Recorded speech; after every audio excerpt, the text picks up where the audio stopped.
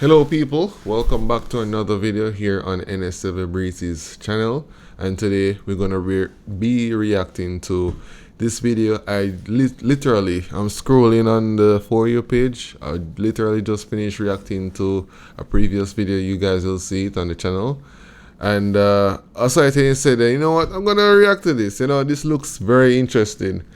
And the title is I Used to Be Racist Before I Met My Husband. What the actual fuck? What the actual fuck? That's the first thing that came to my mind. By this creator called Briefly TV Life.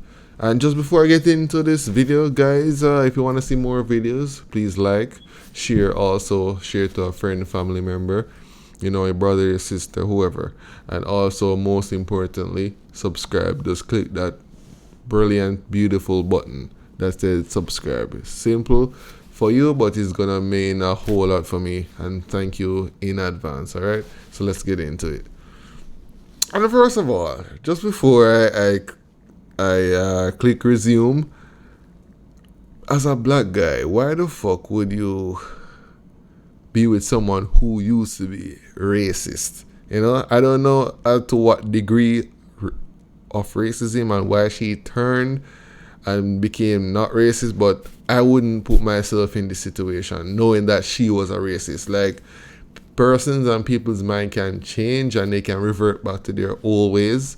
What if something happens and she will treat you like dog shit, So I don't know what the fuck. You know what? Let's find out. My family are racist. They forget that I'm in the room. They have money. Her family? Or oh, maybe she grew up. Sorry, I kind of moved the camera there. Okay, maybe she grew up in a household. Her family just kind of pushing that energy as to, oh, don't treat black people like people, or just being racist towards other races. You know what I'm saying? So maybe that's why her environment forced her to be racist. But as she grew up and came out of the house and whatever, or when she was growing up at that time, she didn't see the reason why to be racist, and then she just kind of held it in.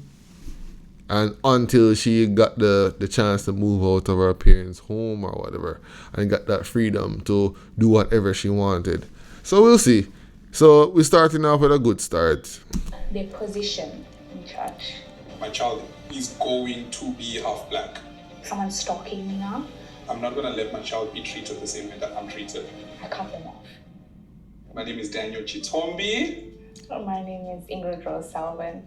I grew up in Chatsworth, Durban. She looks Latino.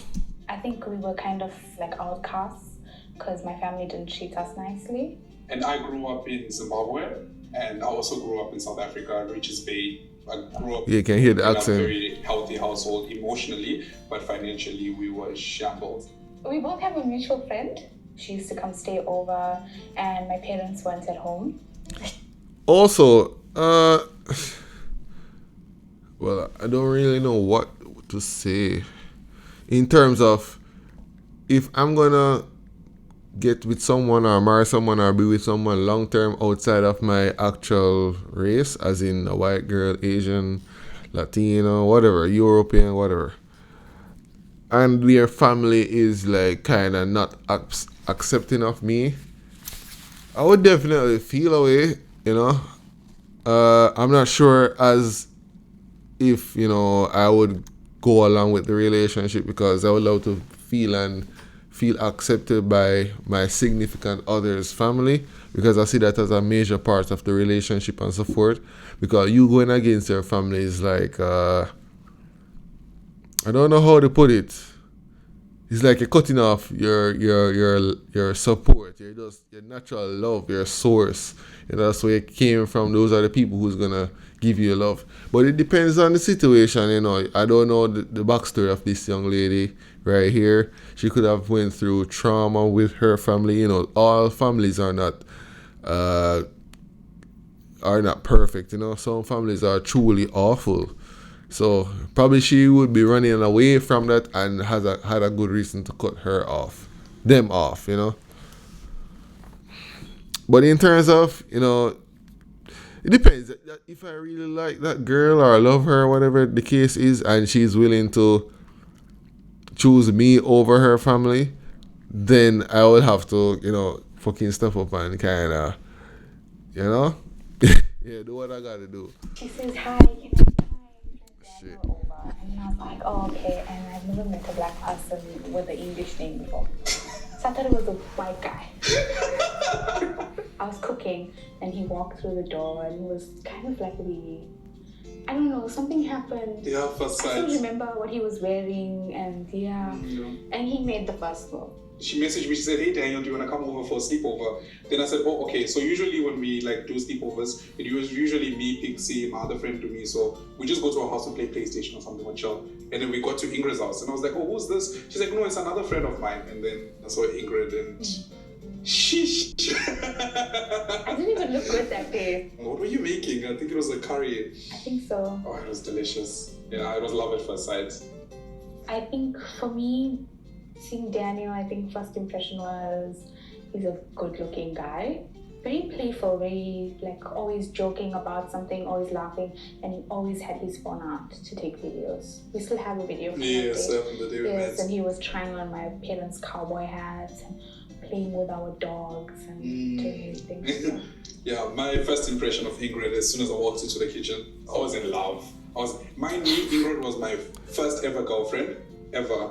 I had never dated anyone before her, and I was 21 years old that time, right? I went into the kitchen, I saw her, and I was just mesmerized. We spoke a little bit, and yeah, the whole time I was just thinking, okay, this is the person. I asked her out for food the next day. It was her first date ever, by the way. It was. I was so shy because I don't eat in front of people. Yes. So I didn't even finish my food. She kept eating like this.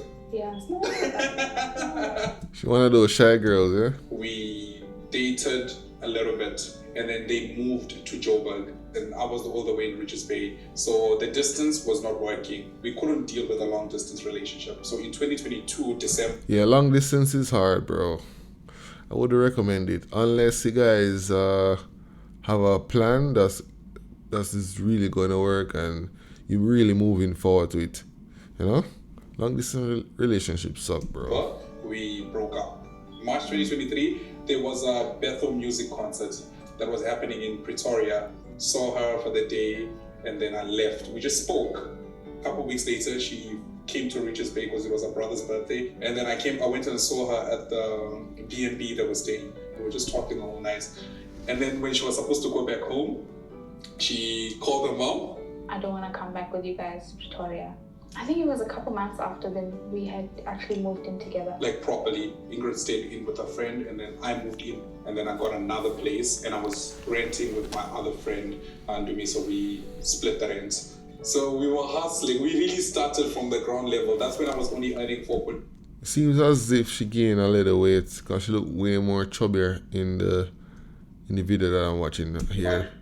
Before we met each other's parents, Ingrid's mom, I met her 2 days later. When she came back from the business trip they went to, I was working at Verymark at that time, and I was standing behind the counter. Then I saw this one white lady just walking full speed to me, and I made eye contact with her, and I could see she was coming up to me. And I was worried. I thought maybe it's like an angry customer coming to me. And then she walked up into the shop. It was during COVID, so I was wearing my mask. And then she came, she grabbed my mask, she pulled it down. She looked at me. She went, oh, you're good looking. And that, I was like, what is going on? I was like, what is going on here? And then she's like, oh, I'm Ingrid's mom, by the way. I was really not. That's a weird way to introduce yourself. Ru would just come and pull down someone's mask. What the fuck? That's how I met Ingrid's mom. But then Ingrid meeting my parents last year, I took quite long. I'm black. You don't take a girl home unless you know you're gonna marry her. I was also very scared to meet your mom because that's true. Yeah. I never introduced my mom to any of my girlfriends. One was very close, you know, but I'm glad I didn't. Fuck. I respected her a lot. There was a lot of stories that Daniel told me about her, so I felt that she would notice things about me that I didn't like. Well, She's white. She seems Latino. She sounds Latino, like Mexican accent. as soon as I told my parents I'm in love with this girl and she's half white, half Indian, and then Ah, half white, half Indian. That's why. It was throwing me off, man. mom met her, my mom loved her too. Yeah, my family. I see it is very now. I see accepting it of now. her. There was 0% backlash. My family, of course, they are racist, so they weren't very accepting of Daniel. I think it was the random comments sometimes towards either Shit. him or black people, and how we dealt with it. I cut them off. Someone in my family did. That's a good sign, you know, to show that she's really committed to the relationship and she won't let anybody, especially her family members, you know, her family members are supposed to be the day ones, you know, but that says a lot that she really cares about him and the relationship for sure. Tell me that I could date anyone I wanted. I could even be gay, but they would prefer if I didn't date a black person. That's so fucking hypocritical. That's such a hypocritical statement. They cannot fucking say that. The person we were supposed to spend Christmas with Yeah, that is fucking racist, bro. him, and tells me, no, we would prefer it if you came, but you leave Daniel at home because this other person is not comfortable being around black people. Dude, we're not gonna do anything to you, bro. What the fuck? Someone else uses the K word very openly, and K word? someone else uses the K word very openly. And the other day, this person visited me at work and came for a fight. And now I was standing there arguing, and the two girls that work there, the person decided to bring them into the conversation, saying that even them, the two black girls, need to accept. They tell me black people need to toughen up and get over racism, and that she can't feel like she's walking on eggshells because black people take everything so sensitively. One incident. Yeah, I could see why, because I guess that's a trending thing now. You know, a common thing for black people now. Anything that is said towards a black person, oh, and the slightest hint of offensiveness is seen as racism, which I fucking hate, bro. That's not the truth. You know, some people just take it too far because, oh, I'm black and everything. That's what I said before, bro. Some people, especially black people, they are racist and they don't even realize it. You know, they really need to check themselves. Which threw me over the rail, because I'm very calm. This person, right, they found shoes at the beach. And then when we visited them, Ingrid and I, this person walks up to me and then hands me, and then they said, oh, I found the shoes at the beach. Maybe you can give them to your mother. The shoes look like para shoes. They were para shoes. They were stuck together with wires. I'm not lying to you. This happened. No, bro, that's fucked up, bro. When we told the story to my mom, She was so hurt. yeah, she was actually crying. I wouldn't do anything. I'm like, okay, bro, whatever. Like, yes, I get the point. There's nothing to be crying about that. So after that happened, that was actually my tipping point. That's when I told Ingrid that I cannot have these people around my children. Look, as long as they're not coming towards me with violence, you know, we cool, bro. You know what people say. I can't control what people say about me or anything. You're a fucked up human being eventually. That's what I'm gonna be thinking, and I don't want nothing to do with you. So if in this instance I would say, okay, what the fuck, just leave them right there. I don't need it. You know, that's it. They would affect me deeply or anything. I won't let it affect me. You know, but if they come in trying to harm me now, that's when shit gonna get real, you know? Because I'm not going to go out there and try to physically harm someone for no fucking reason. But if somebody coming to me, I have to defend myself. Because if they're gonna treat my mother, because before the racism was always directed to me. This is my family now. This is my wife now. This is my family to protect. She's technically. The reason why I'm saying the violent part is I've experienced something like racism. I'm not sure if it was 'Cause I don't know if the guy was just fucking high and he was just moving like some fucking idiot. But one morning I was going on the subway, on the train. I think I was going to work that day. Yeah. And, you know, when the train doors open, if you guys take the train or did take the train before, you know, at least two people can go through the doors, you know. So I'm walking.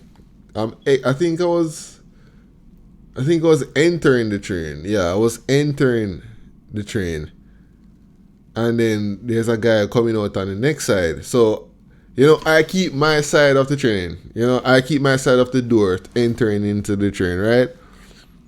There's ample space that fucking two people can fit through the next side. This guy walks past me and purposely shoulders me, bro. Like a fucking hard shoulder. You know, I'm like, what the fuck? Bro, what the fuck? Why would you fucking shoulder me like that? You know what I'm saying? And then he just fucking walked off and just went along his way and whatever. I'm like, what the fuck, bro? You know?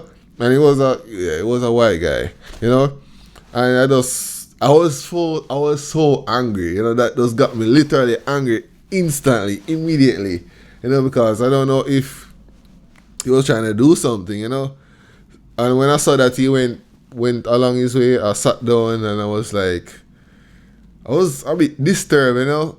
I came out of my calmness, my calm element about me because I'm going to work. I was trying to just get this day over with, you know. And it just got me out of my comfort zone. I was very flustered and frustrated, just like that, and just fucking angry, you know. And there was a other guy, a white guy in the train, like, hey man, don't worry about it, man. Some of these fucking guys are just fucking stupid, and you know what the talk. And that coming from him was very encouraging, you know. And I just say thank you, you know. Sometimes you have to ignore it and whatever. So I guess that's my little racist encounter story. But as I said before, I don't know if he was high or anything, because that sometimes some people can be high off some methylamine or something like that. Yeah. Be half black with me now because she experiences everything I experienced. I'm not gonna make Ingrid not talk to her family, but I did tell her that I'm having a child and my child is going to be half black. I'm not gonna let my child be treated the same way that I'm treated. I don't care, but then you can try to avoid it, but it's kind of inevitable.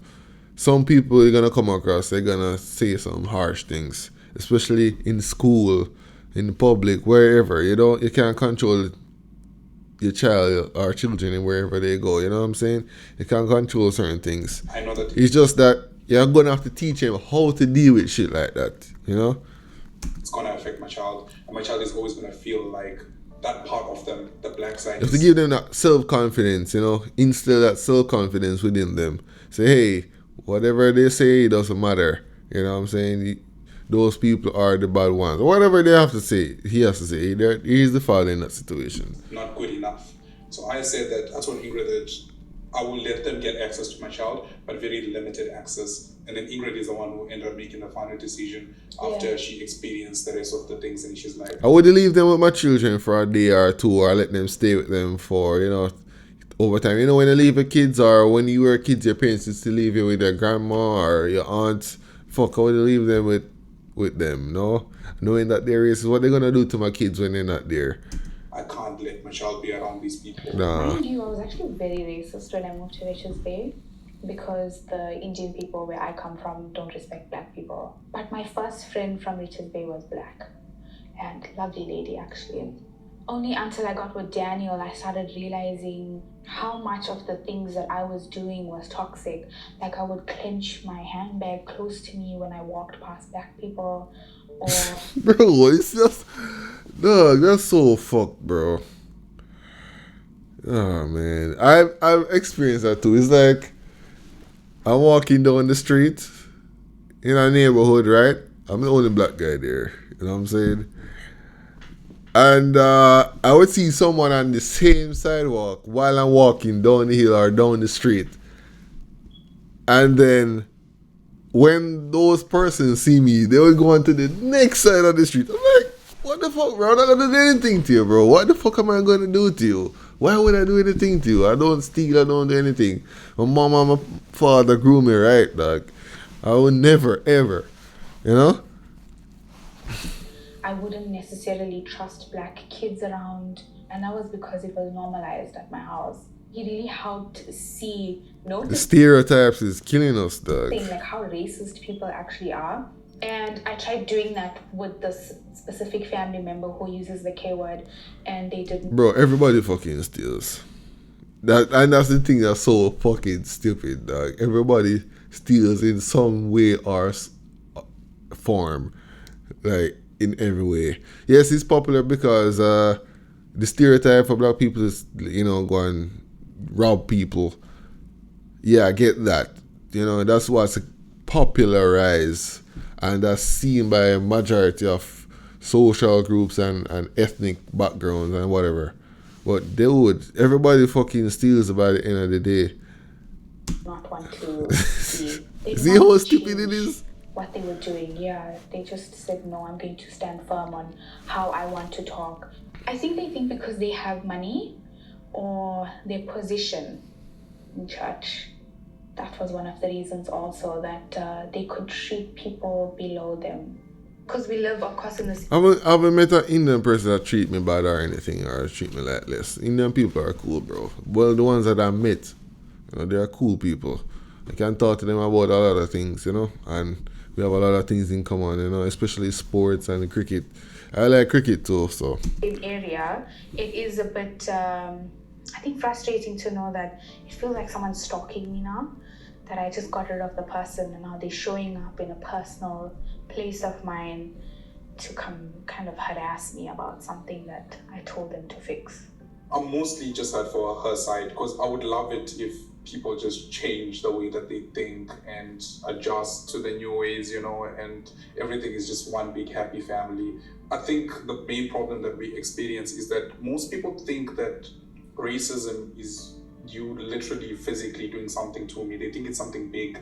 But if we have a 5-minute or 10-minute conversation, people say such inappropriate things like 10 times. Like they forget that I'm in the room. I didn't want that. I didn't want my child to see the people that he loves the most disrespect his father. Before baby comes, I just want to clear everybody out. That's not right. Culture shock for me, I think, was... I'll have to commend her, for really standing up for her relationship and the guy, I really, that's really special for you, really and truly. And it seems like as if their unit and their unity is very strong and very good, and they can fight back against whatever racism, because in order to do that, both of them have to be very, very strong individuals to do this. And the love is, you can tell that the love is really, really strong. And I hope that nothing don't come between them and tear it apart, because it's beautiful, bro. I don't think it's really about the culture. I think it was about how loving his family is and how healthy they were. Like, I have a lot of respect for his family, specifically because of how his parents brought him up. And it's very different to how I was brought up. The food is okay, food is very yummy. I love his mom's and his auntie's cooking. I'll say that again. That's nice.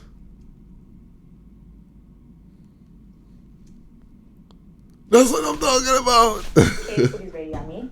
I love his mom's and his auntie's cooking. I really do like the salsa, and I think it's mrivo.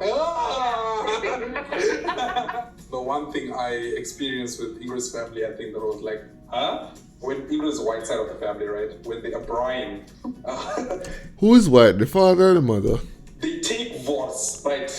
This is weird. She's mixed and now she's dating a black guy. They're raising arrows. You see, that's just dumb, bro.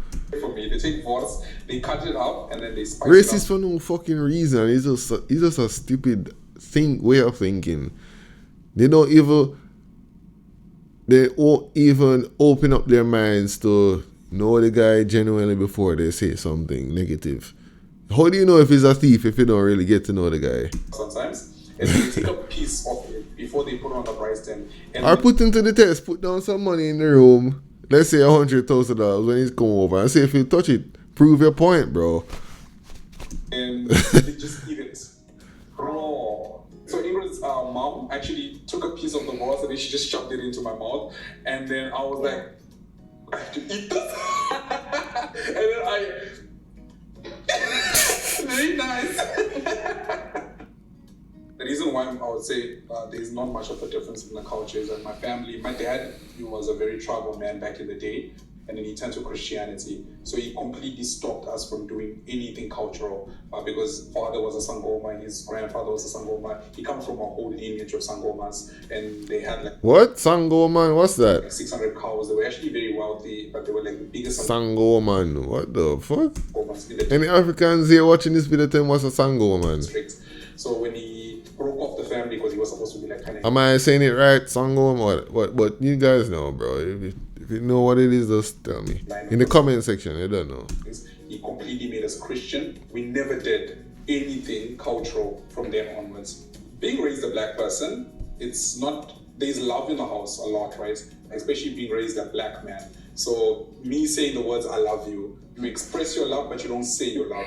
After meeting Ingrid, you know, it showed me that I need to express my feelings more. So I say the words I love you a lot more. I said it very loosely now. So the pros of putting our relationship on social media, we get to tell people what we've been through, because I know a lot of people have experienced certain things, and we kind of want to show people that it's okay, that what they're going through. The pros are just knowing that we can help people out there. The cons, we get a lot of racist, inappropriate comments about us, about how we lived, especially on the 4.5. People don't seem to believe it, but it really was a tough part. And for me, a personal con is that people would approach me in public. Oh my gosh, I really don't like attention, so it's very awkward. I have a lot of or massive social anxiety. Like a little child came up to me when we were in Plet, and he was like, "Can I take a picture with you?" And cute. I was like, "Okay." The cons, I think, seems as if they have a social media following or something. Yeah, it's just letting everybody She's cute. know your life, which sometimes it's a bit weird because my job, I travel a lot. So sometimes I'll be in Nkandla, middle of a bush, and then I'll just meet It's the middle of a bush. and the person will be like, "Oh, yeah, I know you're from," and then they'll start asking me like, "Oh, how's your fiance? I saw that yesterday she was feeling pain." I'm like, "Whoa!" I do not have any regrets of being online. I think it's beautiful. We're helping out a lot of people. We've gotten so many messages from different people who said that, you know, they've been stopping themselves from dating someone because of their race, and then they did it, and now they're the happiest they've ever been. And, you know, just knowing that we're inspiring so many people. Yeah, bro. Like, the thing is, it's all about love at the end of the day. You know what I'm saying? Finding that person that loves you unconditionally and loving you throughout life, and going throughout life, you know, growing together, living together, conquering things together, you know, just, yeah, that one person that can stick by you all the time. You know, it's rare to find that person. If you can't find that person in the race and always having little problems, and boom, you go on the outside of a race and this person treating you right and ticks all the boxes that you need for that lifelong partner, you know, why not, bro? You know, and y'all meet and have this magical feeling between y'all, and the bond grows and become unbreakable, then fuck yeah, let's do it. You know, we have too much parameters and things and shit, especially when it come on to, you know, dating, in terms of racing and so forth. Yes, you have to have parameters, because without boundaries or anything like that, yes, you're not going to have anything that will hold us back, and that will eventually destroy us as humans. But certain things, you know, are flexible. Yeah. Just go out of their comfort zone and just go for it, and don't worry about what your economy or what people fucking thinking. Fuck what people thinking, dog. Yo, just fuck them, bro. Fuck them. Everybody around you, you know, your community, what they're thinking. People, outside people, they will just see you guys happy, and just generally just hate, bro. Just take y'all down. You know, just ignore them, and that ignoring them and just battling that shit gonna make y'all stronger, bro. I'm telling you. About just do it. Yeah. I do have a regret that I can't be more open about who these people are that are treating us this way. Someone had commented on one of Daniel's friends had commented, and I think one of our people who watch us went to attack the person. And I know that if we had to mention names of specific family members, of course they would get threats, and a lot of these people know who my family is. So it's really nice to know that these people would stand up for me, because my family didn't stand up for me, and my own And family members of this young lady, please come on, stand up for her. You support her. She really love this guy. Support her. regret is that I can't let it happen. You incite violence. If I would describe our relationship, I would use the word agape. Agape means God's love, and everything that Ingrid and I have been through. Look at it's them, been bro. agape. Everything has been God. Like literally nothing has been in our control. I like this. I really like As much this a as we lot. try to say it is, we try to act to the best of our abilities, but then sometimes we do wrong things. But then somehow, in the end of it, God just makes a way for it to work out. Everything. I was gonna say peaceful. I've never felt this calm being with somebody. I'm most grateful for Daniel. There's a lot that I put him through, and Yeah, I hear that Indian accent there. See, Allah, yeah. I always ask him, like, why. So I'm very grateful that he's Look at stuck this by guy, my bro. side, and he's on my side. I've never had anyone on my side before. Her hair is nice too. I'm very grateful that everything that she does, actually, she's built me to be a man. If you saw me 2 years ago, I was not the person that I am today. But everything, she's taught me so many things about being a man, and so many things that she does for me. She did try to get a retail job to, help out support, and because I was only earning before 4.5, but then I told her to not work. She's just always there. She's just always there. I can have a tough day outside, come back home, I know that there's peace at home. I know that there's... That's what it is about, bro. That's what it is about. I don't want to come home from a long day and he's fucking bickering, bro. Shut the fuck up, Jeez, but this is where I'm gonna end this video. This is a couple that people should look towards and strive to be like, something very peaceful and joyous and filled with love, and fucking what people just ignore what people say, you know what I'm saying? Because people and outside opinions can really destroy your marriage or relationship or whatever, you know what I'm saying? I strive to have what these people have, in my future relationship or what a future wife I have, who knows, you know what I'm saying? But anyways, thanks to y'all for watching this video. If you did make it to the end, you're a real one, bro. Thank you. You know what I'm saying? And subscribe and like again, share, and I'm out. See you guys in the next one.